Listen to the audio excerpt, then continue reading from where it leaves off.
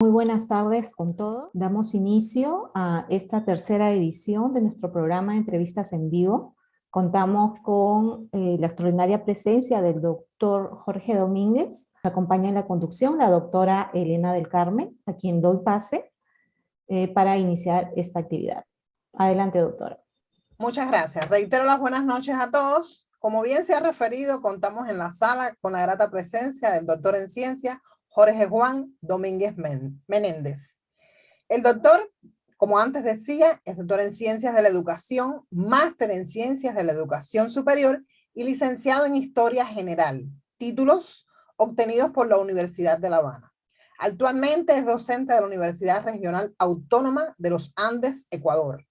Ha sido profesor investigador del Centro de Estudios para el Perfeccionamiento de la Educación Superior de la Universidad de La Habana, profesor invitado en Bolivia, México, Perú y Venezuela.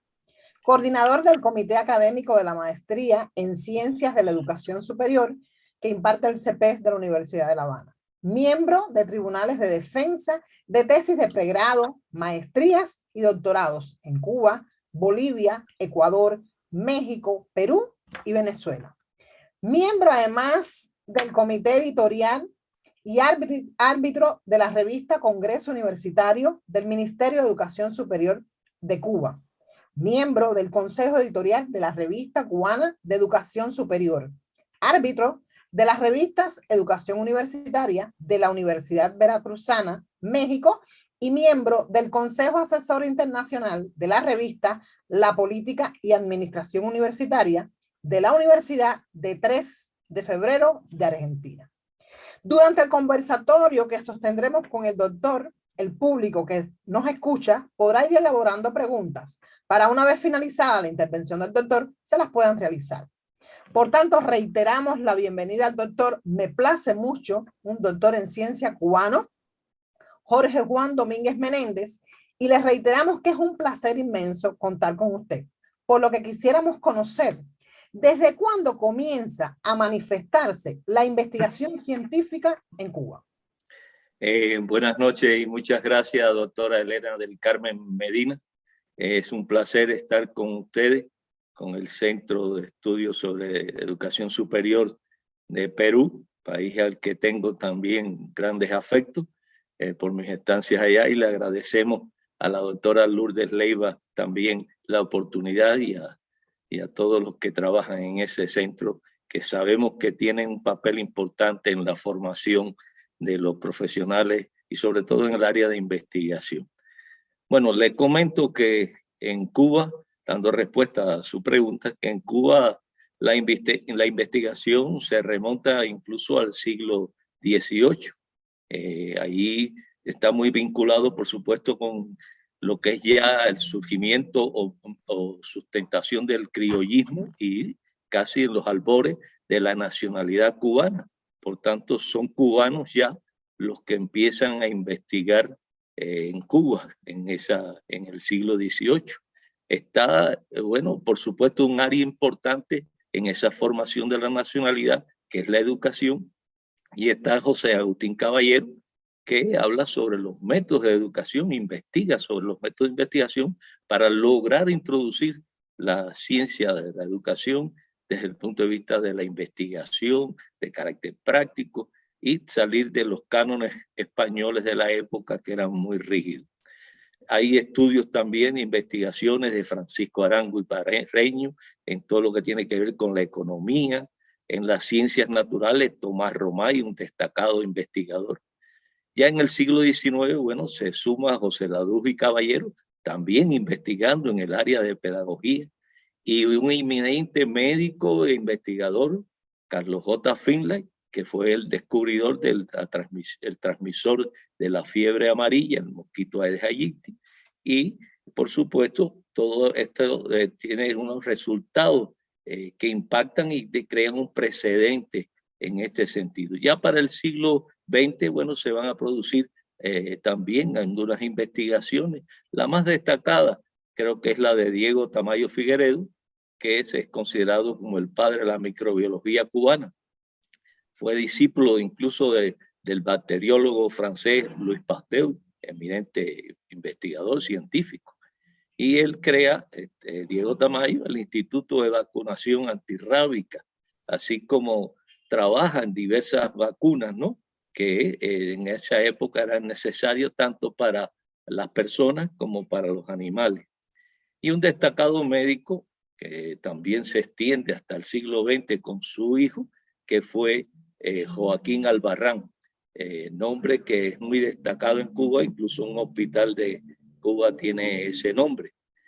Y ya en el siglo XX, la figura más descollante es el doctor Pedro Curí Esmeja, quien crea en 1937 un centro que hasta nuestros días tiene un papel importante en la investigación en el área médica, en el área de las enfermedades, que es Pedro Curí Esmeja, que crea el Centro de Medicina Tropical y que, por supuesto, desarrolla toda una labor investigativa para tratar de dar respuesta a las enfermedades, sobre todo las relativas a las áreas exóticas, ¿no? de enfermedades de parasitismo, etcétera, que se daban en Cuba en aquella época.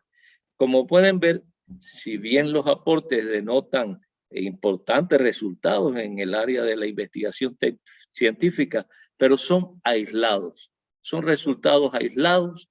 Y también, por otro lado, al decirle estos nombres, estoy dando la idea del carácter unipersonal que son estas investigaciones, distanciadas en el tiempo y no de forma sistemática, constante. Esto va a cambiar a partir del triunfo de la Revolución en 1959 y fundamentalmente a partir de la década del 60, en que comienza a desarrollarse la investigación científica en todas las áreas del conocimiento de forma ya sistemática y masiva. O dicho de otra manera, es el momento de auge y profundidad de la investigación científica la que ha permitido, por supuesto, a partir de esta fecha, que estos avances se reflejen hoy de forma más, repito, sistemática y masiva, y que tenga un reconocimiento mundial la investigación científica que se desarrolla en Cuba. Gracias, doctor. Relacionado con ello, entonces le hago una segunda pregunta. ¿Considera usted que fue el desarrollo del sistema educacional lo que permitió el auge de la investigación científica? Bueno, la educación es un factor fundamental para la sociedad en todos los sentidos, pero no suficiente. La educación sola no es capaz de lograr el desarrollo económico y social. Para ello es necesario contar con políticas de Estado sostenidas en el tiempo, no políticas de gobierno que según cambian esas políticas, sino políticas de Estado. Y yo creo que ese ha sido el factor. Fíjese, no descarto el papel importante, yo diría imprescindible, de la educación en cualquiera de los aspectos. Martí decía, ser culto para ser libre, pero bueno, también, además de en el área quizás de política o de la expresión social, está el problema del desarrollo económico y social. Ese requiere necesariamente de la educación. Pero decir que la educación, eso es entonces estigmatizar un poco la educación cuando no se logran los resultados esperados de la educación. Hay muchas experiencias, incluso en nuestra región, de que después se la echa, sobre todo en la década del 70, la culpa a la educación de los problemas que hay. Pero es que la educación sola no puede resolverlo. Tiene que tener un respaldo del Estado, de cada país, que mediante políticas y estrategias coadyuve junto con la educación al logro de ese desarrollo e inclusive de la investigación. Por mucho que la universidad se proponga investigar, si no hay un respaldo, eso no se logra. Estamos de acuerdo, doctor. Es así. Sabemos que la investigación también, el desarrollo de la investigación científica, no solo depende de la voluntad de los decisores o los directivos de las universidades, del sistema educativo, sino de otras decisiones para, lógicamente, poder apoyar el desarrollo de la investigación científica. Por ejemplo, el CINMA ha desempeñado un importante papel con la ejecución de diversos proyectos que lógicamente han sido promovidos por el CINMA, pero que han llegado a diferentes sectores, o sea que han participado diferentes sectores investigando de diversos temas y que lógicamente se ha tenido el respaldo del cual usted está hablando para que se desarrolle la investigación científica. O sea que coincido con usted que no solo ha sido rectorado, no solo ha sido guiado, llevado por el sistema educativo y que no depende solo del sistema educacional. Gracias, doctor. ¿Cuáles son los factores entonces que han posibilitado una mayor presencia de la investigación científica en la isla? Sí, bueno, en la respuesta precedente un poco daba la idea, ¿no?, de cuáles son los factores, pero podemos decir que las raíces de lo que hoy constituye la investigación científica de Cuba parte de dos concepciones. La primera, la masividad, cosa que me referí en la respuesta a la primera pregunta. Y la segunda, la sistematicidad, o sea, la intensidad con que se lleva a cabo la investigación. Ahí están las esencias de los resultados de la investigación en Cuba. Masividad y la intensidad. Ahora bien, eso habría que contextualizarlo, porque esa masividad e intensividad no se puede lograr espontáneamente, hay que crear determinadas condiciones. Un poco haciendo historia, la masividad de la investigación científica no podía seguir en esos hechos aislados, y eso tiene que ver con el nivel cultural de la población. En 1958, de una población total aproximada de 6,5 millones de habitantes que tenía la isla, había 1 millón de analfabetos absolutos, más de 1 millón de semianalfabetos, 600.000 niños sin escuela y 10.000 maestros sin trabajo. El número de centros de enseñanza técnica y profesional era muy reducido, por no decir que casi ni existía, ¿verdad? Y ni qué decir de las universidades. En todo el país eran 3 universidades, una Oriente, una en el centro y la de Occidente, la Universidad de La Habana.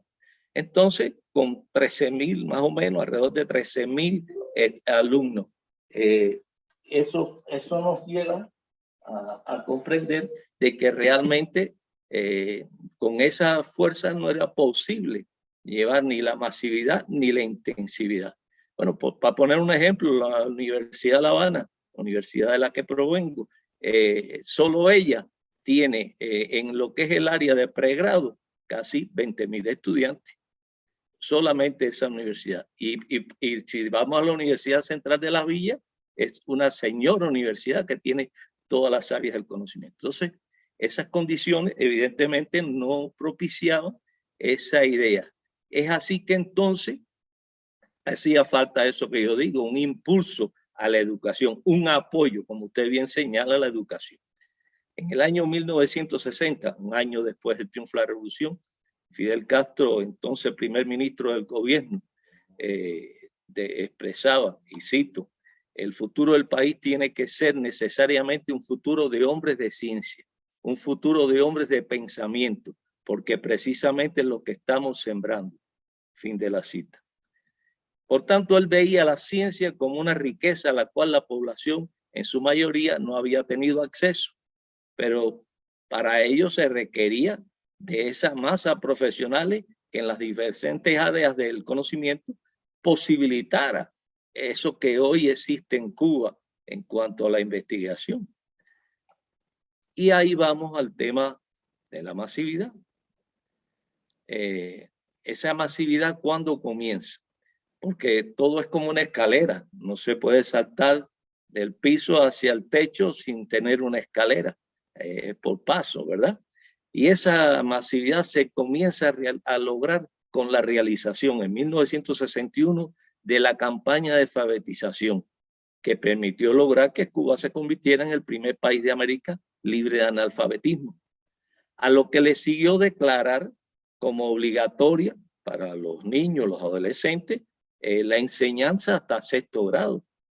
Eso garantizaba que todos los niños, o sea, las nuevas generaciones, tuvieran un conocimiento, una base de conocimiento, por lo menos al principio, muy elemental, hasta el 6º grado. Después se extendió incluso hasta el 9º grado, con lo cual se eliminó a los niños que trabajaran, sino que tenían que estudiar. Bueno, ya después del 9º grado sabemos que hay situaciones familiares que a lo mejor no pueden seguir los estudios, pero por lo menos ya había un nivel cultural importante.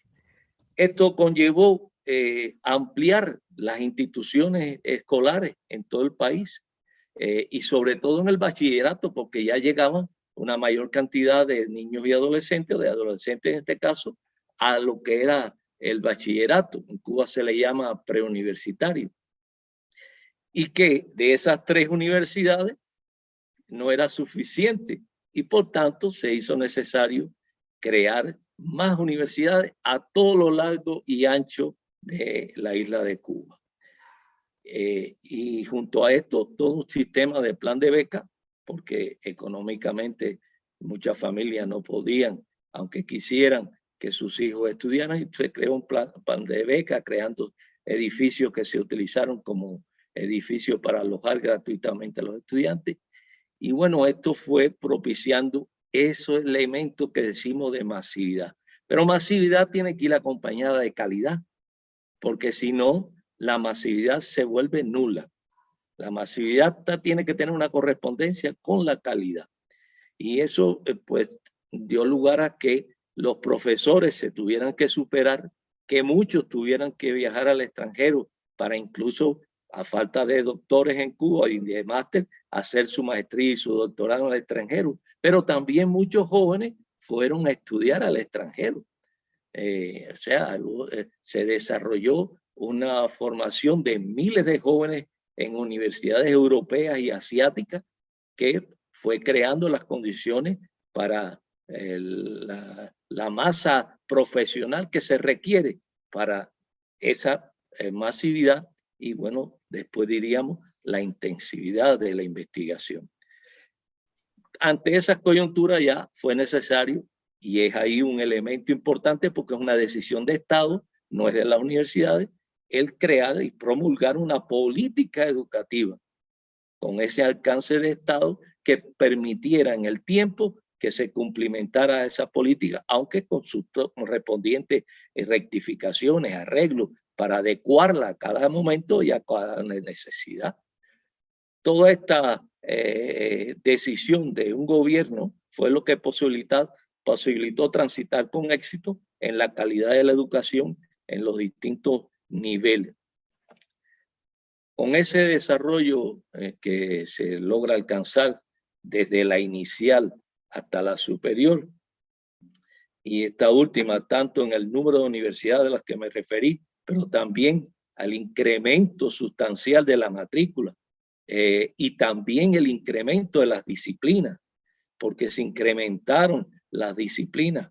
Ya en el 1962 se produce la reforma universitaria, reforma que amplió las carreras que se impartían en las universidades, pero también, por supuesto, con todos esos jóvenes que fueron a estudiar al extranjero y que ya regresaban con distintas áreas del conocimiento en su haber, pero también porque se fueron creando condiciones desde el punto de vista de al interno para posibilitar que se crearan todas las carreras. Y llegó un momento, luego de la reforma, que en Cuba se formaban ya casi todas las áreas. Bueno, había algunas áreas que todavía se estuvieron enviando jóvenes a estudiar al extranjero, sobre todo a los países del antiguo llamado campo socialista, aunque también algunos a Europa del Este. Y todo esto pues fue propiciando que se fueran creando las condiciones para el desarrollo científico y tecnológico y que pudiéramos decir como un elemento importante que puso en evidencia que este desarrollo científico técnico fue parte consustancial del programa social inaugurado en Cuba en 1959. Esos primeros años después del triunfo de la revolución, los principales dirigentes del país se pronunciaron en relación a la importancia de la educación, la investigación, tal y como hizo Fidel en 1960. Y él mismo en el 64, cuando crea lo que se le llamó Ciudad Universitaria José Antonio Echeverría, que pertenecía en ese momento a la Universidad de La Habana, formaba parte de la universidad, también más conocida por la CUJAE. Hoy en día se llama Universidad de Ciencias Técnicas de La Habana. Bueno, pues ahí Fidel planteó, y cito, pero el concepto mismo de la función de la universidad se amplía.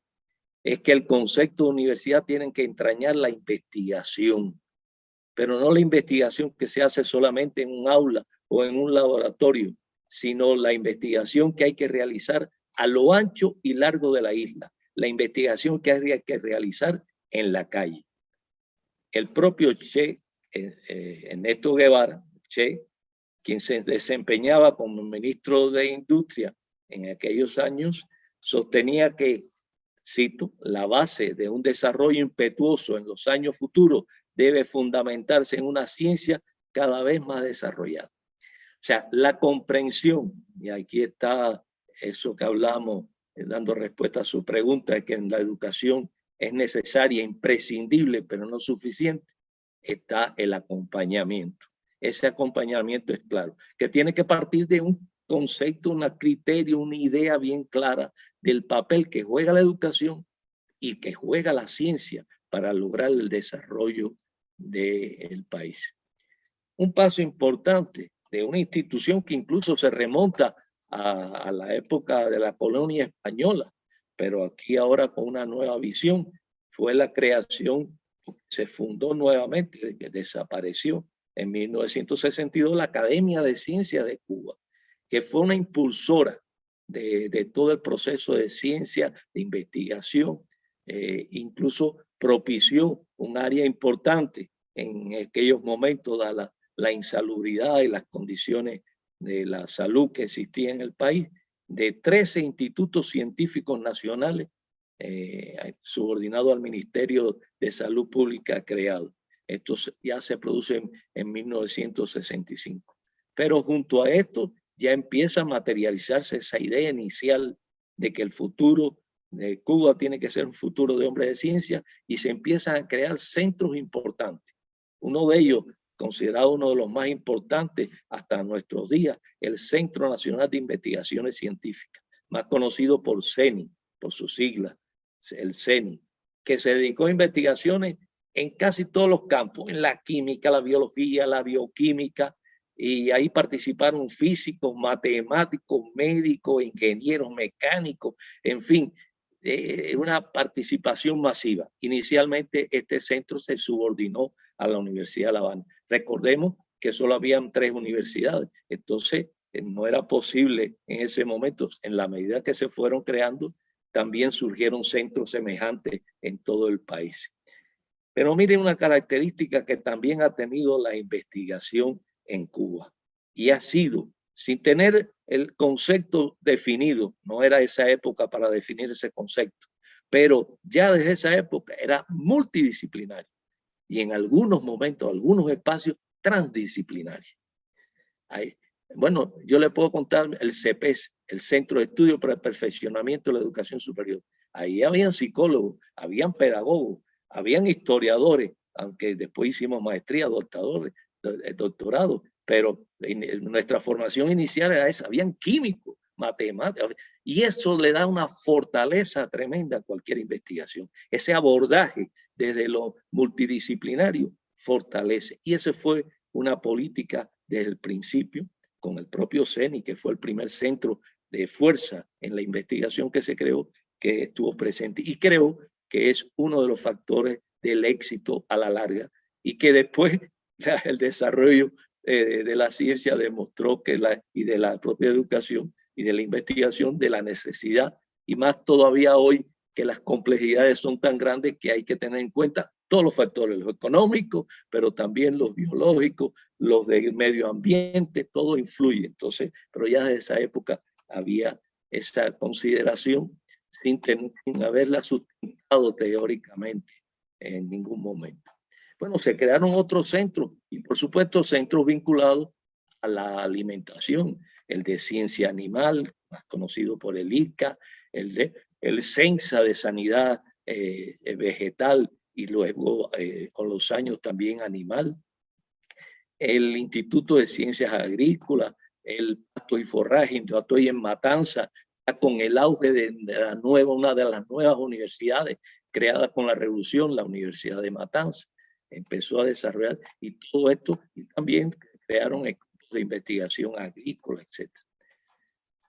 En el 66 hay un auge de los institutos médicos, era una necesidad para enfrentar también algunas epidemias que sufrió la población cubana, que sufrió el ganado vacuno y también porcino, y que fue necesario entonces desarrollar esa área para enfrentar esto. Ahí surge un centro importantísimo en ese año 1966, que es el Centro de Ingeniería Genética y Biotecnología, el CIGB. También el de Inmunología Molecular, el Centro de Neurociencia, el Centro de Química Farmacéutica para desarrollar la farmacéutica.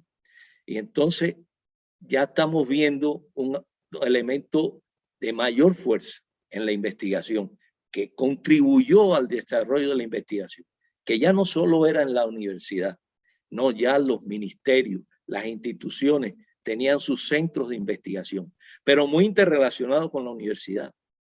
Y lo vamos a ver en toda la historia del país, que hay una interrelación estrecha. Incluso, si fuera posible, hablaré en este momento cómo se comporta eso. Pero esto le dio una mayor fuerza. Claro, la creación de esta masividad que dijimos que comenzó con la alfabetización y después llegó a la universalización y al crecimiento de las universidades, propició esa masa crítica necesaria para constituir estos centros, con una formación, con un conocimiento de la investigación científica, con un dominio también de cada una de las áreas del conocimiento a la que se dedicaba. Entre los años 60 y 70, bueno, vamos a tener un gran número entonces de científicos y profesionales destacados que llegaron de países del mundo del este y del oeste, porque a Cuba fueron quizás enamorados por esa obra redentora, fueron de todos los países, de todas las ideologías, realmente. Fue una apertura, una entrada tremenda y eso fue también un factor que no se puede descartar. Ese acervo cultural que traían esos científicos, esos investigadores de sus respectivos países, su experiencia, contribuyendo con fuerza en el desarrollo de la investigación científica y de los resultados de esa investigación científica. Algunos regresaron a sus países con los tiempos, otros se quedaron, muchos se quedaron. Bueno, yo recuerdo dentro de los que más así se quedaron y que con tiempo en la Universidad de La Habana fue un sabio botánico, Jonas Weisse, que dirigió todo el trabajo de creación del Jardín Botánico Nacional hasta su muerte, porque murió en Cuba. Pero bueno, y así muchos contribuyeron indudablemente, no se puede tampoco descartar eso, cómo ellos contribuyeron a ese desarrollo. O sea, como vemos, ahí se está produciendo esa masividad que habíamos dicho a partir de la campaña de alfabetización y la creación de nuevas escuelas en todos los niveles de enseñanza y de universidad en todo el país. También se une entonces ya con todo esto que hemos explicado, esa intensividad que se alcanza con la creación de institutos y centros de investigación, tanto en las universidades como en los ministerios de las distintas ramas de la economía e incluso de las organizaciones sociales, a partir de esa fuerza, de esa inyección de fuerza profesional de que se fue disponiendo a partir de la priorización que el Estado le dio a la educación. Eso yo creo que es en síntesis, en mi criterio, en mi modesto criterio, lo que permitió que hoy habláramos de la investigación en Cuba como uno de los baluartes del desarrollo económico y social y del conocimiento. Muchas gracias, doctor. Yo coincido con usted. Usted en varios momentos ha dicho que la investigación científica en Cuba, el desarrollo de la educación, el desarrollo de institutos de investigación, ha sido gracias a la visión, a la exigencia, al apoyo, al papel del Estado. Yo considero que es así. El Estado ha sido desde la intervención, como bien usted decía, en 1960, el comandante en jefe Fidel Castro, cuando decía que el futuro tenía que ser necesariamente un futuro de hombres de ciencia, ya estaba sembrando ese pensamiento en los cubanos, en los profesionales, que teníamos que abrirnos precisamente al desarrollo científico, y por eso es que aparecen, lógicamente, los ministerios. Yo le hablaba del papel del CISMA, donde se desarrollaban, se promulgaban investigaciones de diferentes sectores. Era de ciencia y tecnología, era de medio ambiente, era de salud, era de educación, y se apoyaban con recursos, con financiamiento, todos esos programas, incluso programas que se realizaban en universidades, pero se realizaban en institutos, en otras áreas, en otros centros de investigación, precisamente para seguir sembrando o seguir fomentando esa obra de la cual había hablado nuestro comandante en jefe. Considero que el papel del Estado ha sido decisivo. El papel del Estado precisamente para promover este desarrollo científico y las instituciones necesarias para eso, los centros investigativos necesarios para eso, y abrir las puertas a que se estudiaran, vinieran otras personas de diferentes países, pero además que también nuestra masa saliera a otros países a alcanzar una superación mayor, que luego esto se revirtiera entonces en nuestro país. Son palabras muy oportunas, doctor, y estoy muy de acuerdo con lo que usted ha expresado. Tiene que ser una consideración del Estado.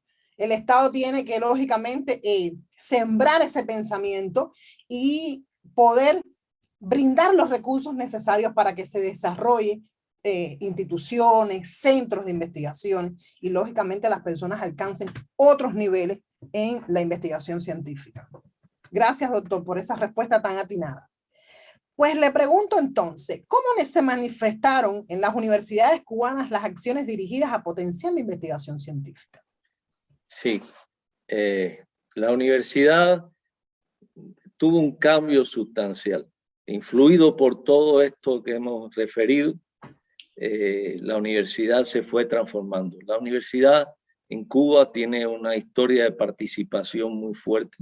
Yo creo que no se puede hablar de la historia de Cuba sin referirse a la universidad. Desde los jóvenes que fueron fusilados en 1771, pasando por todas las etapas históricas, la universidad ha sido un baluarte del desarrollo del país. Por tanto, no podía estar ajena a todo este proceso, sino que participó activamente en todo este proceso. Pero hay un momento importante que tiene que ver con la pregunta que usted hace y que ya me había referido, que es la reforma universitaria de 1962. En esa reforma universitaria se hizo un análisis a profundidad de qué se tenía, qué faltaba, qué estaba bien, qué estaba mal. Un análisis profundo de los propios profesores universitarios, con la participación de estudiantes que ya descollaban como personalidades, futuras personalidades del país, y participaron en ese estudio, ese análisis del estado de la universidad. Y por ello, la reforma universitaria, que por supuesto tuvo una incidencia en todo el campo del saber, empezó por justamente plantear la necesidad de que para poder apoyar el desarrollo del país había que crear nuevas carreras, había que crear todas las carreras que se requería para un desarrollo armónico y dirigido a fortalecer la economía y la sociedad. Y dentro de ello, una estrategia de desarrollo industrial, cosa que también estaba bien carente en este sentido. Habían ramas, a pesar de que ser un país también agrícola, había muy poco desarrollo de lo que eran las carreras agrícolas y bueno, otras áreas de las ciencias sociales como psicología. Muchas La mayoría de los profesionales, o los pocos que habían, estudiaban en el extranjero, pero eran muy limitados. Y entonces ese es el primer papel, la primera influencia de toda esta estrategia en la universidad, la creación de nuevas carreras. Se introducen también métodos pedagógicos y didácticos modernos, adecuados a las realidades de un país subdesarrollado, de un país latinoamericano, caribeño, con características isleñas, que requiere de enfoque y abordajes que realmente se correspondan con sus características. Pero también la reforma planteó la necesidad de la investigación, pero no solo lo planteó, sino se fueron creando de inmediato. Eran momentos de mucho auge y entonces revolucionario, entonces se creaba, ¿no? Se pensaba hoy y al mediodía por la mañana y al mediodía se estaba creando. Y así se crean grupos y centros de investigación en la universidad. Bueno, el CP fue uno de los centros quizás más últimos que se crearon, pero es parte de todo ese desarrollo que se viene haciendo y que en la misma medida que se fueron formando los profesores, se fueron incrementando esto, pues surgieron nuevos centros.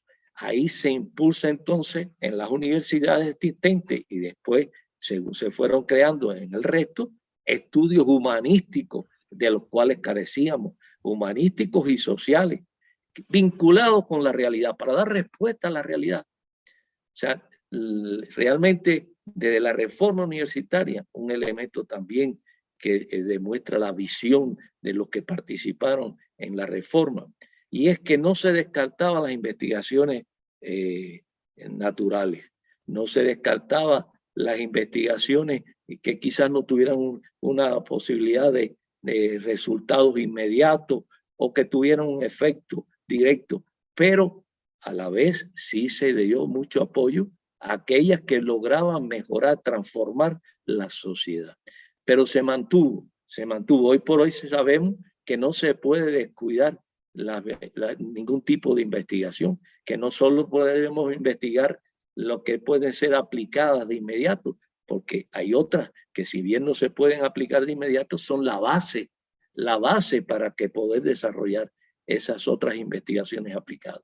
Y eso ya de la reforma se tuvo en cuenta y se desarrolló de esa forma. Y de estos estudios de carácter humanístico y sociales se realizaron en todo el país. Casi se hizo un levantamiento completo de las condiciones socioeconómicas de la población cubana y también incluso de estudios psicológicos que se empezaba, porque se crea la Facultad de Psicología en la Universidad de La Habana primero, después en Las Villas, después en Oriente, y según se fue creando universidad y empiezan, y los profesores y estudiantes de la Facultad de Psicología de la universidad recorrieron el país entero haciendo esos estudios, investigando, aportando, pero a la vez enriqueciéndose ellos como profesionales. Y eso es un elemento que también vamos a ver cómo se mantiene en todo el sistema educacional cubano. Por tanto, hay una participación masiva y hay esa explosión que se produce desde el punto de vista de la ciencia en el país. También van a tener un reflejo en las universidades y se crean, como habíamos dicho, centros de diversos tipos en las universidades y comienza un desarrollo fuerte de la investigación que avanzó, perdón, en la medida en que estos resultados se fueron logrando, en la medida que los estudiantes los jóvenes que fueron a estudiar al extranjero regresaban y en la medida que también los profesores fueron elevando su nivel cultural, su nivel científico y bueno, también un elemento clave en esta época es que se empieza a lograr, y decíamos ahorita como precedente, una vinculación como explicamos los psicólogos, pero de todas las áreas del conocimiento con la práctica real del perfil profesional. Se salió del esquema teórico de las aulas a unir teoría y práctica. Teoría y práctica a partir de lo que le llamábamos prácticas de producción. Y es que había un periodo planificado, en el plan de estudio estaba un periodo que los estudiantes con sus profesores iban a los centros de trabajo en función del área del conocimiento que fuera, ¿verdad? A ver ese contraste entre la teoría y la práctica. Y eso fue un elemento que se ha mantenido hasta nuestros días de importancia en la formación profesional. Bueno, eso se ha ido perfeccionando, ¿no? Digamos, una expresión de ese perfeccionamiento de la teoría y la práctica es que hoy por hoy, digamos, el área de las ciencias médicas, ¿dónde están las facultades? Están en los hospitales. En los hospitales, en los policlínicos. Y entonces el estudiante de medicina, después que logra la aprobación de los conocimientos de las ciencias básicas y preclínicas, ese conocimiento que es la base para poder después desarrollar, o sea, tiene que ver con la fisiología, la química, la biología química, todo ese sustento de la fisiología, en fin, anatomía, etcétera, todos esos conocimientos desde el punto de vista preclínico. Pues entonces van al hospital ya en el segundo año y ya del segundo año están con los médicos tutores, sus profesores, pero están adquiriendo eso mismo pasa y va a empezar a pasar con el resto de las áreas. Los estudiantes de psicología irían a Mazorra, nuestro gran hospital de personas con problemas de trastornos cerebrales, de trastornos mentales, ¿verdad? Y así con todas las áreas, y eso fue un elemento que también lo propició desde el primer momento la reforma del universitaria de 1962 y que permitió entonces que se desarrollaran investigaciones. Pues cuando iban a los centros de trabajo o a cualquiera de estos lugares, no solo iban a intervenir, sino iban a investigar, a analizar, incluso a hacer investigaciones junto con los profesionales que ya existían en esos centros. Entonces era un enriquecimiento para el estudiante, pero sobre todo, y teniendo en cuenta el tema que nos ocupa, creando la cultura de la investigación, pero creando esa cultura a partir de la importancia, del impacto que tiene en la sociedad cuando se desarrolla la investigación científica. Y eso transbordaba más allá de la universidad, porque ya entonces se creaba esa cultura en el país. En cualquier centro de trabajo ya los profesionales no se contentaban con hacer lo que un perfil profesional establece. No, ya querían perfeccionar eso que hacían. Y ahí la investigación jugaba su papel. Espero haber dado respuesta a su pregunta. Sí, doctor, ha dado respuesta y además yo coincido, me sumo a su criterio, porque es que precisamente la reforma universitaria de 1962 también este proceso proclama o aclama del desarrollo de la extensión universitaria. O sea, que los estudiantes cruzaran los límites, el espacio de la universidad y estudiar, analizar, comprender la dinámica de la sociedad y buscar allí los problemas que la sociedad estaba enfrentando, como dice usted, en los diferentes sectores. Y lógicamente, de esos problemas identificados, pues realizaran investigaciones que le dieran solución a esos problemas. O sea, la reforma universitaria pedía que se desarrollaran esencialmente esos tres procesos sustantivos en las universidades, que se abrazaran esos tres procesos sustantivos: la formación, la investigación y la extensión universitaria. Y los estudiantes universitarios están llamados a eso, a cruzar los límites de la universidad para precisamente desarrollar su cultura y desarrollar la cultura de la sociedad. Y para eso pues se editó un programa de extensión universitaria que ya tiene varias versiones, y los estudiantes tenían que entender, que comprender esa dinámica social, los problemas de la sociedad y actuar para satisfacer esos problemas, esas demandas, esas necesidades, a partir precisamente del desarrollo de la investigación científica. Doctor, ¿quiere decir algo más sobre eso? Sí, porque usted me ha motivado y muy acertadamente ha tocado un elemento que yo no me referí, y es que la reforma universitaria de 1962, si bien tiene sus raíces nacionales, cubanas, no deja de estar mirando al pasado, a la reforma universitaria de Córdoba de 1918, que es donde se crea la extensión universitaria. Con ese pensamiento de los jóvenes del 18 en Argentina, que se dan cuenta que la universidad tiene que estar en función de la sociedad, que no puede ser en la colina mirando lo que pasa como si fuera ajeno a... No, no, no. Y la reforma universitaria del 62 en Cuba tuvo en cuenta los preceptos de la reforma de Córdoba del 18. Y un elemento importante, y es la formación integral.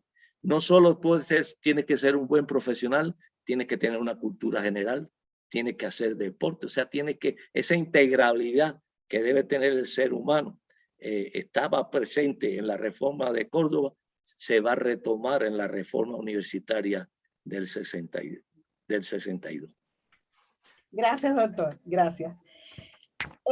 La doctora Lute quería hacerle una pregunta relacionada con estos temas que se han venido debatiendo. Le damos paso a la directora del CEP. Por favor, doctora. ¿Cómo usted ve este escenario del desarrollo de la investigación en la región, ¿no? Digamos, ¿por dónde están los caminos que habría que recorrer? También usted mencionó algo muy interesante, el sentido de la investigación, ¿no? O sea, es una investigación con sentido, con propósito práctico, real, futurista, etcétera, ¿no? Que de repente eso mueve mucho, ¿no? Cuando en otros escenarios, digamos, la investigación no tiene esa importancia y esa significatividad, ¿verdad? De repente puede ser una investigación como un tema formal, de formalismo para cumplir y recibir una certificación, ¿no? Y no necesariamente el poder capitalizar todo el conocimiento existente, ¿no? Hay mucho saber que se crea, pero si no hay investigación, si no se sistematiza, no se difunde, no avanza y tampoco logra su objetivo de mejorar la realidad, ¿no? Y centrándonos en algo que me parece a mí muy importante en Cuba, por ejemplo, muchos dicen, bueno, no hacemos investigación porque no hay recursos. Pero es interesante ver cómo, con un nivel de internet tan bajo, se logran resultados altos. Sí. Yo tengo un criterio de que siempre digo que en la vida está lo bueno, lo malo y lo factible de mejorar. Con esto quiero decir que uno no puede, aunque la pasión siempre nos invade, tenemos que tratar como científicos, como académicos, de tomar distancia y analizar las situaciones tal y como son. ¿Qué quiero decir con esto? Que cualquier persona, cualquier personalidad, si uno se refiere a ella, puede una persona interpretarlo de una forma y otro puede interpretarlo del otro. Pero yo me atengo al contenido que da esa persona, la experiencia, el conocimiento que da. Hay una obra maestra de ustedes los peruanos que guía y que guió muchas generaciones en América Latina, incluyendo en Cuba, que son los 7 ensayos de Mariátegui. Y realmente ahí están los problemas que tienen que enfrentar nuestros países para lograr el desarrollo. Sí, efectivamente, no es un problema de recursos, es un problema de voluntad política. Fíjense, de voluntad política. Eso quiere decir, y no me estoy hablando de ideología, estoy hablando de política, de que el Estado tiene que ser el principal impulsor. Es lo que hemos venido diciendo hasta ahora. Con pocos recursos, con muchos recursos, pero se puede hacer mucho con pocos recursos y se pueden hacer mucho más con muchos recursos. Yo tengo la experiencia de algunos países, y por ética no voy a decir cuál, que tienen unos tremendos laboratorios, universidades que tienen tremendos laboratorios y no se utilizan. Y convocan a otras instituciones para que lo utilicen, porque hay una inversión. Entonces, cuando vemos eso y vemos un país pobre como Cuba, con más de 60 años de un bloqueo férreo que no lo ha sufrido ningún país en el mundo, y tiene estos resultados, nos damos cuenta que entonces es un problema de voluntad política y, como decía la doctora Elena, de empuje hacia y de apoyo para lograr que se cree esa cultura de la investigación. Entonces, pero no podemos esperar que otros piensen por nosotros. Y la universidad es reflejo de la sociedad, pero a la vez transformadora de la sociedad. Cuando digo que es reflejo, es que tienen los mismos problemas que tiene la sociedad. No somos gente aparte, somos parte de la sociedad y tenemos los mismos problemas, las mismas concepciones que tiene la sociedad. Pero como institución, somos un ente transformador. Entonces tenemos que insistir, lograr convencer, y más que convencer, persuadir mediante elementos de la importancia. Ahora, ¿cuál es el problema más general de la región? Estamos hablando ya desde el punto de vista de lo que logra impulsar la investigación, ese empuje que tiene que dar el Estado. Ahora, vamos a otros elementos. La investigación ala al desarrollo, pero a la vez el desarrollo tiene que alarla a la universidad.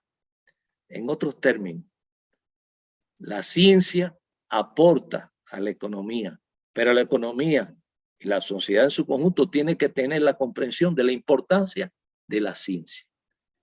Cuando esto no sucede, no se logra ni lo uno ni lo otro. Y ese es un gran problema que tenemos en nuestra región. Nuestros empresarios en la región no tienen sentido de la importancia de la investigación, de lo que puede contribuir la universidad, ya que puede que no haya todos los centros de investigación necesarios, pero lo que puede contribuir la universidad en el desarrollo de esas empresas y el beneficio del país, etc. Por otro lado, la experiencia que tengo de la región, por suerte he podido visitar y participar en maestría y doctorado en una gran cantidad de países latinoamericanos. El problema está también que las grandes empresas, que son las que incluso más necesitan de la ciencia, al no ser de capital nacional, no reclaman el concurso de las universidades. ¿Dónde se realiza la investigación? En la casa matriz. Es un elemento también que incide. Es multifactorial. Pudiéramos estar hablando de muchas cosas, ¿no? Pero en mi apreciación son los elementos clave. La falta de una política de Estado para el desarrollo tanto de la educación como de la investigación en específico. La falta de una comprensión por ambas partes, por la universidad y por la empresa, de la importancia de la investigación y lo que puede contribuir a la productividad, a la disminución de los costos, a la calidad, en fin, que la calidad ayuda a la competencia, etcétera, ya de carácter en el comercio internacional. No lo hay tampoco. Y este elemento de que aquellos que más requieren de la investigación, esas empresas, por lo general, no son de capital nacional y entonces van a la casa matriz para las investigaciones. Hay otro elemento ya propio de la universidad y es lo que creo que en Perú le dicen profesores taxi, en México le dicen profesores patico y así en cada país le dicen de una forma, que son esos profesores que no investigan, que son esos que dicen que no hay recursos, que no hay tiempo, esto y lo otro, pero el problema está, ni se supera, porque el problema está que están por necesidades económicas, correcto, comprendo, pero bueno, están unas horas en esta universidad, se van para la otra universidad o a la vez ejercen su profesión y entonces no hay tiempo para que se superen y mucho menos para investigar. Es otro problema que tenemos en la región. Entonces, con esos problemas, doctora Lourdes, son los que hay que ir trabajando. Yo decía Mariátegui, porque Mariátegui, al igual que Mella, se sustentaba. Mella es un líder también juvenil, revolucionario, de la década del 30 en Cuba. Entonces ellos decían, para que todo esto cambie, hay que transformar la sociedad. Por las vías pacíficas, por las vías de la comprensión. Y eso es un papel que tiene que jugar la universidad. La universidad tiene que jugar ese papel. Le toca como institución social que es llevar a esa comprensión a todos los niveles de la necesidad de la investigación. Nosotros hemos tenido el diplomado en investigación científica, ¿no? Pero eran los profesores, uno tras otro, son distintos profesores de los módulos, que lo hicimos pues con la Universidad de La Habana, ¿no? Con lo del CETES que usted menciona, pero tenían el mismo idioma. Yo creo que eso también contribuye, o sea, cuando hay un grupo, ¿no?, que tiene una formación similar, ¿no?, y fundamentada, facilita el proceso de aprendizaje del estudiante.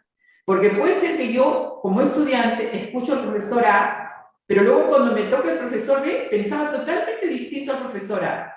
Entonces, todo lo que yo he hecho con el profesor A, ahora con el profesor B ya no sirve. O viceversa, ¿no? Entonces, creo, ¿no?, desde fuera, a mí me parece que una cosa importante también es que ustedes tienen una formación similar, ¿no? Eso yo me imagino que ayuda mucho al proceso de desarrollo de las investigaciones. Desde cómo logran esa formación, ¿no? ¿Cómo se ha generado esa unidad de pensamiento? Sí, bueno, de todas formas, como dice el viejo refrán, todo maestro tiene su librito.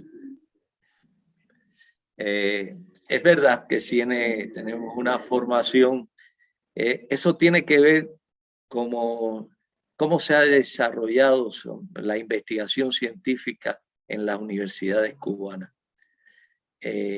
cómo se ha desarrollado la educación en Cuba.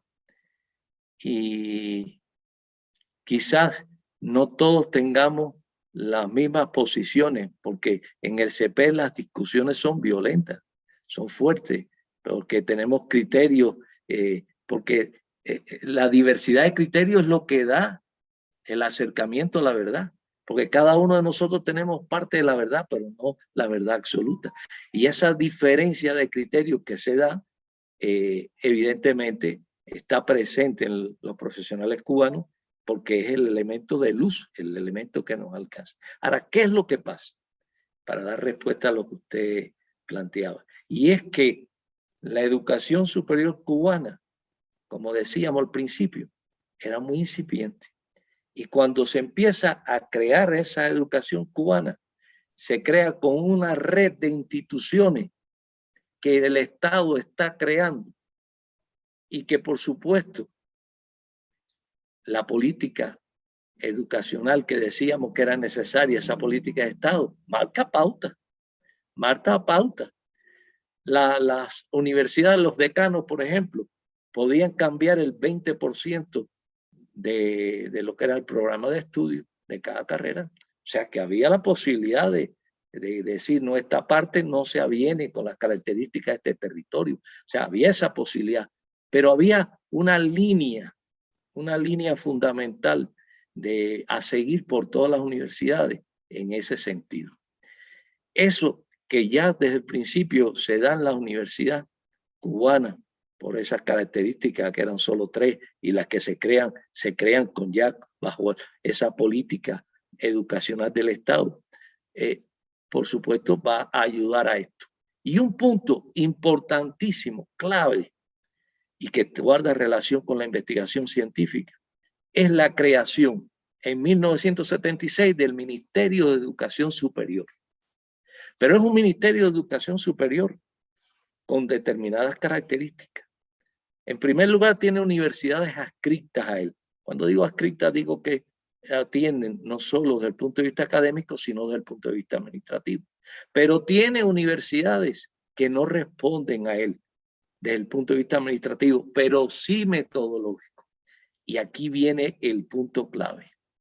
Y es que entonces este ministerio, que como ministerio afín responde al Estado, traza estrategias. Pero como es un ministerio de científicos, de académicos, no puede hacer como hacen otros ministerios de orden y mando, ¿verdad? Ni tampoco de imponer políticas, etc. Una solución salomónica. Se crean las universidades, las carreras, más que las universidades, rectoras. Y entonces la CUJAE, por ejemplo, sería la rectora, por así decirlo, de las carreras de ciencias técnicas. Y así se le va otorgando ese carácter de rector a aquellas universidades, en sus facultades, que más se destacan, que más conocimiento tienen. Pero esas facultades no van a imponer, son rectoras, pero tienen una participación de las distintas universidades en cada área del conocimiento. Y trazan qué es lo mejor, qué es lo mejor en términos de educación superior, qué es lo mejor en cuanto a métodos a utilizar.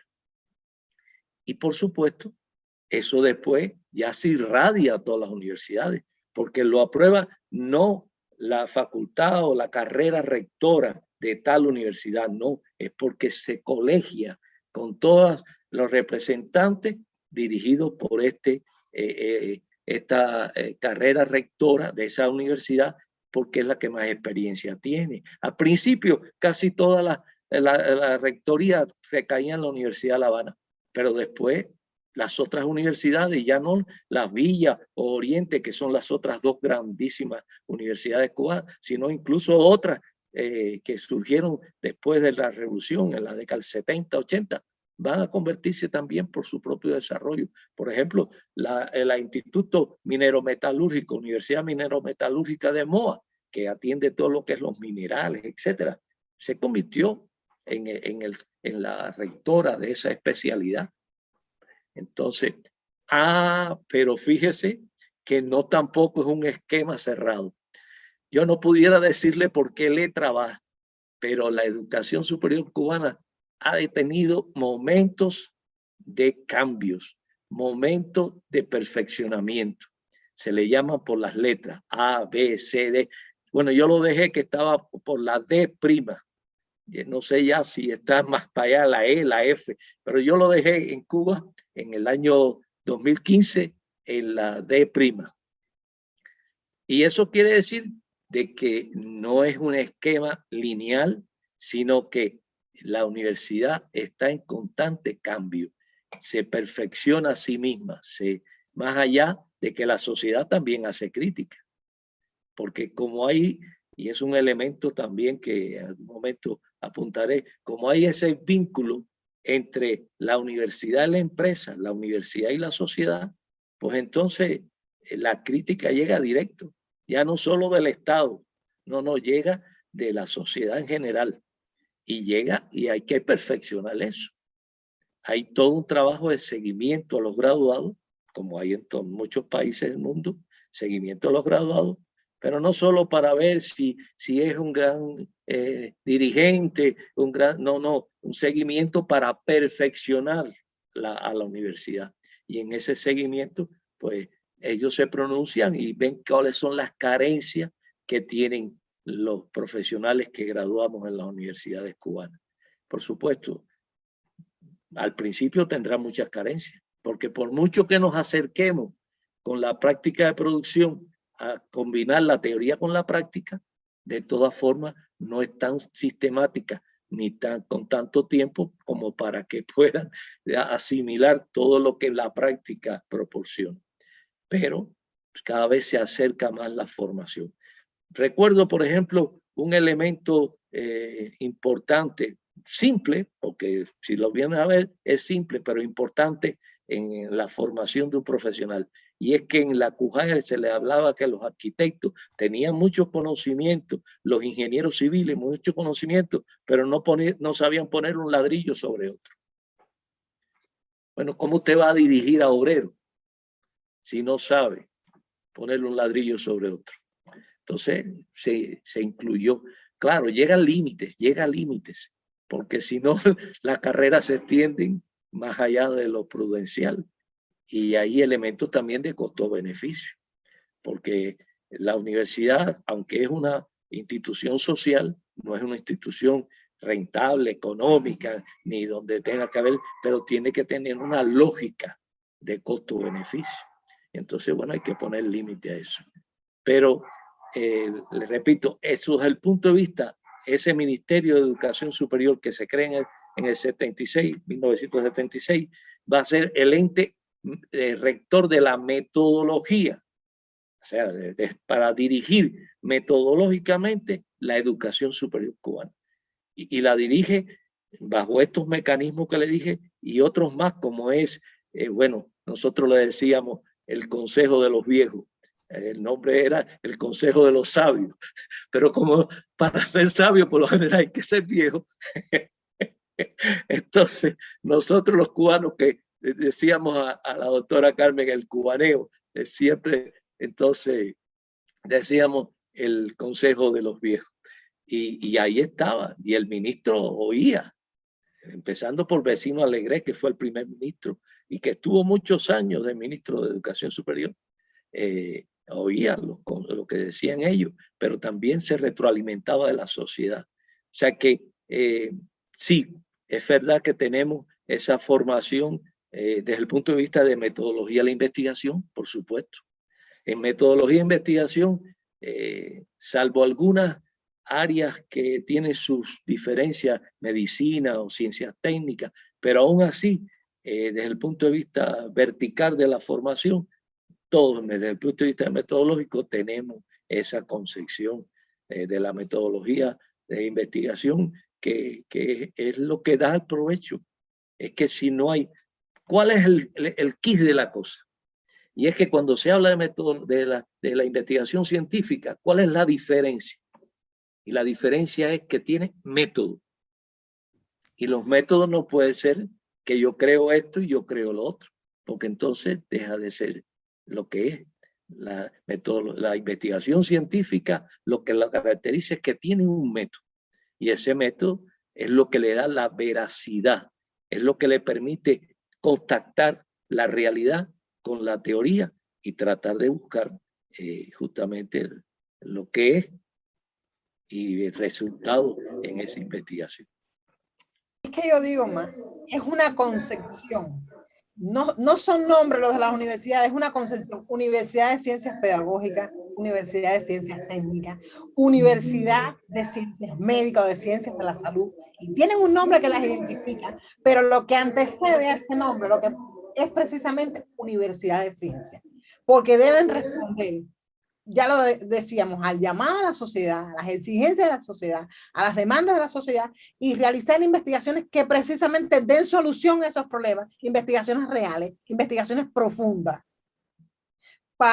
Porque como bien decía el doctor, la sociedad le exige a la universidad y la universidad tiene un encargo que cumplir con esa sociedad.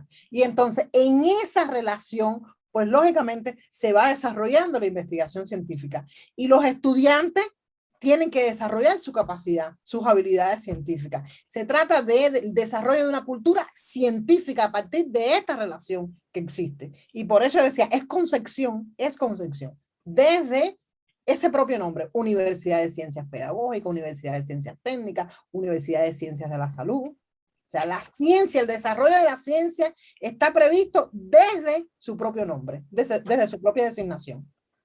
Gracias, doctor. Bien. Le teníamos otra pregunta. ¿Cómo se manifiesta hoy la investigación científica en las universidades cubanas? Bueno, vamos a retomar justamente que el cambio sustancial de 1976 con la creación del Ministerio de Educación Superior, porque se crea el Ministerio de Educación Superior, además de, por supuesto, como habíamos dicho, dirigir metodológicamente la educación superior, pero tiene un encargo fundamental, y ese encargo es desarrollar los estudios de posgrado, la maestría, el doctorado, y desarrollar la investigación, primero en la universidad. O sea, se produce aquí una presión por este nuevo organismo del Estado para dirigir la educación superior, para que los profesores, los académicos, de las universidades logren tener maestría y logren tener doctorado. Esto es un cambio radical.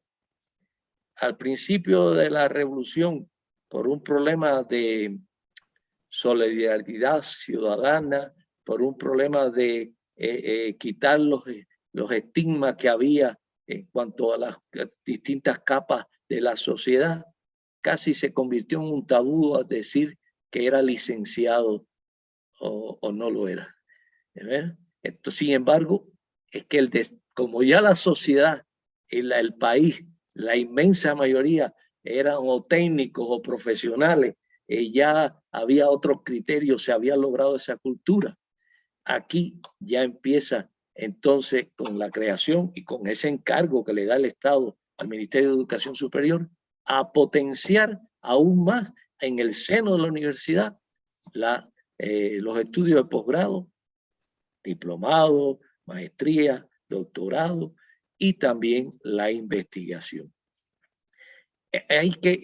Había que transformar la universidad ya en ese carácter de que el docente no solo es docente y es investigador. En primer lugar, investigador para perfeccionar su propia forma de impartir los conocimientos, de trabajar los conocimientos, ¿verdad? O sea, tenía que trabajar perfeccionando su propio proceso. Se le exigía producir los libros, como la situación económica, porque desde el 60 estaba el bloqueo, obligaba a crear libros para los estudiantes y adecuarlo al momento, o sea, actualizarlo. Y entonces los profesores investigaban, creaban sus libros para justamente aplicarlo y también participaban en investigaciones de interés del territorio, del país, etcétera, y con esa presión. Así se logró paulatinamente tener profesores ya con maestría, pero además también se enviaba al extranjero a hacer maestría y doctorado en áreas que todavía no teníamos los profesionales necesarios para ello. Por ejemplo, un área fue los estudios de ciencias nucleares. Cuba aspiraba por falta del río. Los ríos son muy pocos y de poco caudal, no era posible desarrollar hidroeléctrica. El combustible, pues por supuesto, cada vez más caro y más difícil. No había yacimientos así importantes como para fundamentar la generación eléctrica con el combustible. Entonces, bueno, se pensó en la generación nuclear que estaba en boga. Y bueno, se mandaba, por ejemplo, a jóvenes a estudiar ciencias nucleares a los países que se podía enviar para adquirir estos conocimientos. Pero lo cierto es que se fue fortaleciendo el claustro docente, cada vez con mayores niveles de estudio, con maestría, doctorado, y las exigencias para ser profesor cada vez fueron subiendo más. Y entonces, bueno, para ser profesor en la universidad ya no bastaba ser licenciado, había que ser máster. Y con el tiempo se ha ido elevando esta exigencia.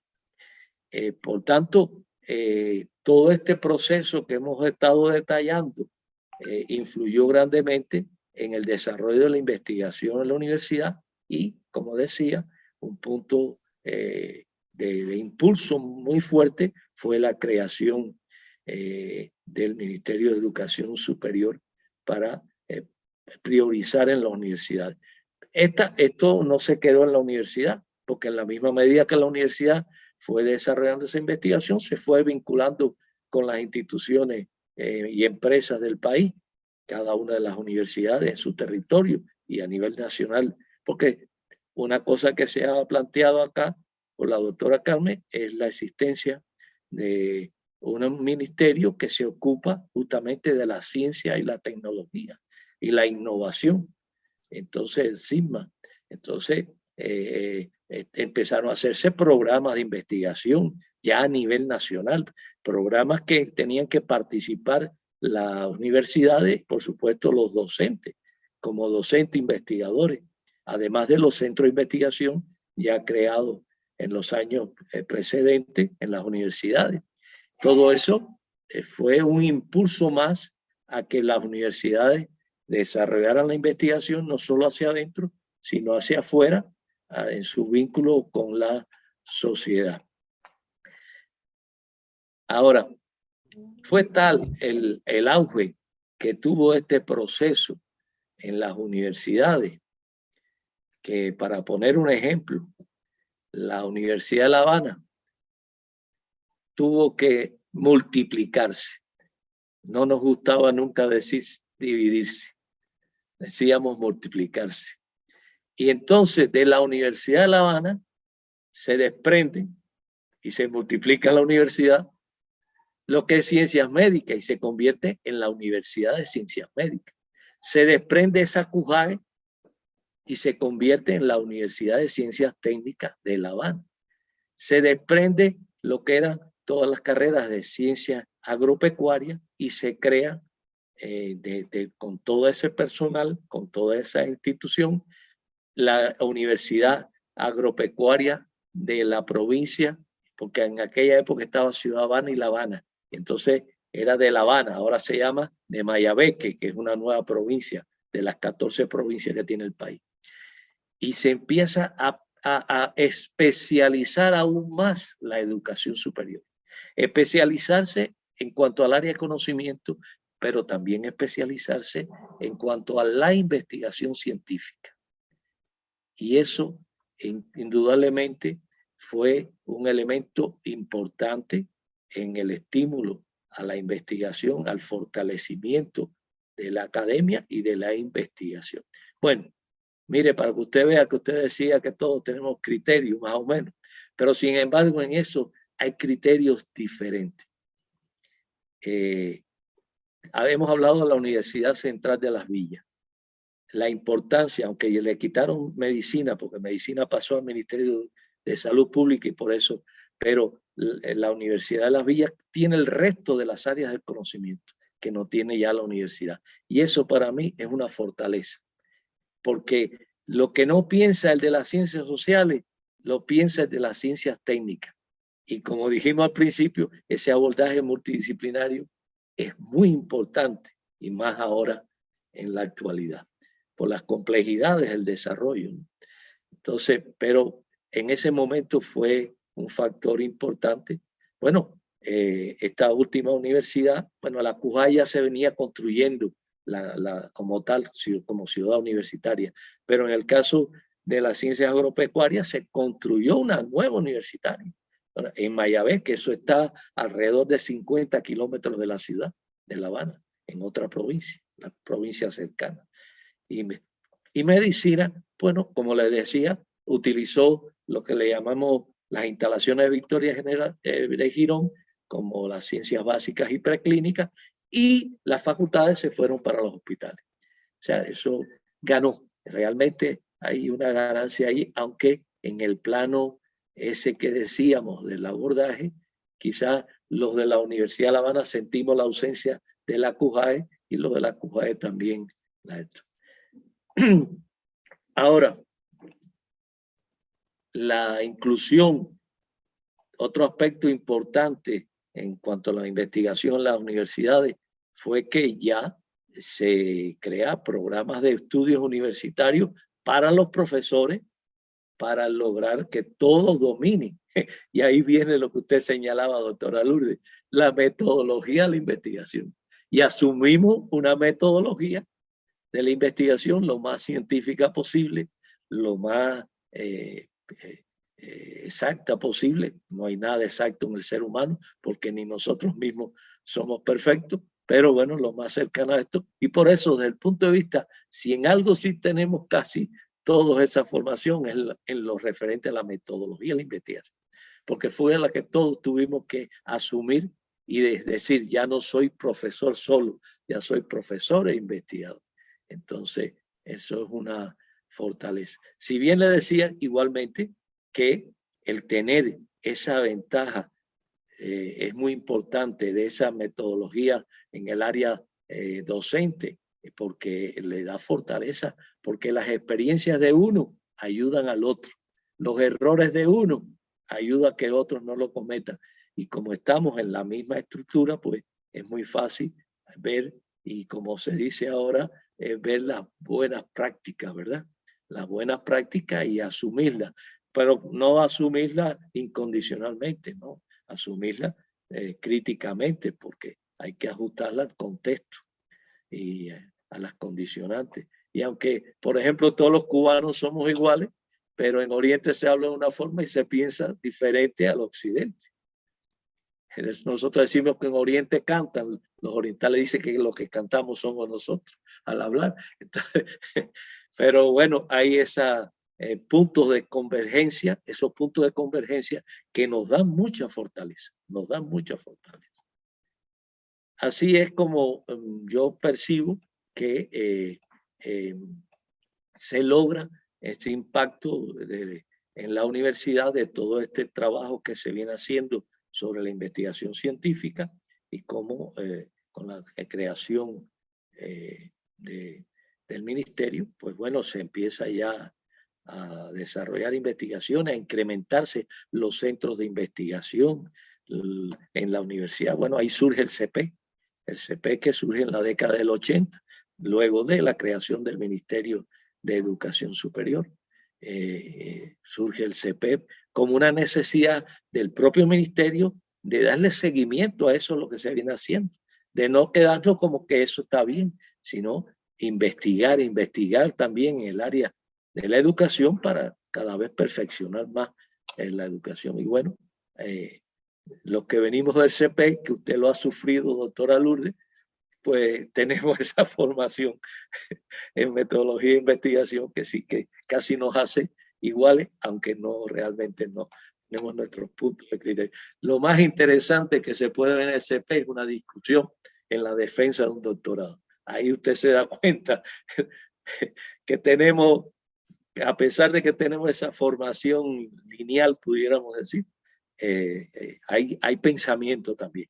Hay pensamiento y no es un esquema. No nos movemos en un esquema, sino de un pensamiento que es la propia vivencia, porque además ese pensamiento está dado por la propia vivencia que tenemos cada uno de nosotros en su vida profesional y hasta en la vida personal que influye. Entonces, esa vivencia influye. Bueno, y ese momento entonces después de la creación del ministerio se va a producir otro momento importante, yo diría, en ese intercambio con el mundo. ¿Se acuerda que dijimos cómo al principio vinieron profesores de todas partes del mundo a apoyarnos en Cuba, ¿no? Y eso fue una contribución tremenda. Bueno, ahora con la creación del Ministerio de Educación Superior, toda esa etapa del 70 al 90, vamos a tener asesores de básicamente de los países socialistas, fundamentalmente de la Unión Soviética, con mucha experiencia en el campo educativo, con mucho conocimiento en el área pedagógica, didáctica. Ahí hay eminencia que nos conocimos y que podemos fundamentar que realmente eran personas muy conocedoras del área de la educación y que fueron asesoras tanto en el Ministerio de Educación Superior, desde el ministro hasta todos los directores, como también en las universidades. Y eso fue un intercambio importante de experiencia, de conocimiento y de apoyo. Y de apoyo porque realmente nos hicieron ver. O sea, claro, ahí después nos movimos, ¿no? Después un poco, eso es como los padres, ¿no? Los padres nos educan, llega un momento que nos volvemos rebeldes y entonces ya empezamos a pensar por nuestra cuenta. Bueno, igual pasó, pero no dejaron de ser desde el punto de vista educativo, formativo, de conocimiento, padres en la formación de la universidad en esa etapa de 70-90. Ya después cogimos nuestro rumbo y nuestro camino propio, como siempre ha sido, y llegamos hasta lo que somos ahora, ¿no? Pero nos transmitieron su conocimiento, su experiencia. Mandamos entonces más estudiantes, más profesionales y recibimos también profesionales en toda esa etapa, porque es una experiencia que incluso viene del siglo XIX. Ese intercambio viene del siglo XIX con nada menos que con Japón. En 1868, cuando Cuba estaba luchando por su independencia, Japón, que quería ponerse al mismo nivel de desarrollo de los países capitalistas europeos y del propio Estados Unidos, ¿qué hizo? Envió a sus jóvenes a estudiar a esos países desarrollados y trajo profesionales de esos países desarrollados con la tecnología de punta, la última, para introducirla en Japón. ¿Qué pasó a la vuelta de los años? Que toda esa tecnología que se introdujo con esos especialistas que se trajeron, garantizaron una base industrial en el Japón. Pero cuando regresaron esos estudiantes de esos países, fueron a masa crítica para poner en funcionamiento y explotación total de esta tecnología. Esa es la raíz de Japón. Cuando analizamos la historia de Japón, tiene dos momentos. El desarrollo actual tecnológico de Japón. Uno ese, de 1868, y el otro cuando en la Segunda Guerra Mundial Estados Unidos le prohibió tener ejército y entonces no participó en la guerra, en la carrera armamentista y se dedicó de lleno a la industria de la electrónica, etcétera, etcétera, etcétera. Y por eso es lo que es hoy Japón. Bueno, pues más o menos eso pasó en Cuba. Esa transmisión, ese conocimiento que compartimos, pues permitió que justamente avanzara. Un elemento importante también que marca una diferencia sustancial en la universidad en relación a la investigación es la creación en 1981 del Frente Biológico, que ahí se desarrolló la tecnología desde el punto de vista biológico al máximo en las universidades y propició la creación de centros como el Centro de Ingeniería de Genética y Biotecnología, que se nutrió de profesionales de las universidades. Se nutrió de las universidades, desde sus directivos hasta los científicos. Se nutrió para fortalecer eso, con repercusión y participación, porque entonces también los profesores de las universidades intercambiaban y adquirían conocimiento a partir de cómo se desarrollaban estos centros de investigación, que además contaban con un equipamiento que no podía tener la universidad. Y Doctor, entonces se aprovechaban. Sí, diga. ¿Cuánto nos gustaría tener mucho más tiempo para seguir hablando con usted de todas estas experiencias? Además, yo muy motivada porque está hablando un colega, un cubano, y porque yo me nutro de todo lo que usted me está diciendo. Es como incluso recordar cuántas cosas hemos estudiado, incluso para la tesis. Esos procesos que usted ha descrito, lo viví precisamente haciendo mi investigación. Doctor, le damos las gracias por sus profundas reflexiones y respuestas. Gracias a nuestro público. Gracias a CES por la excelente idea de fomentar el intercambio y la propuesta de nuevos caminos para el desarrollo de la investigación científica en el Perú.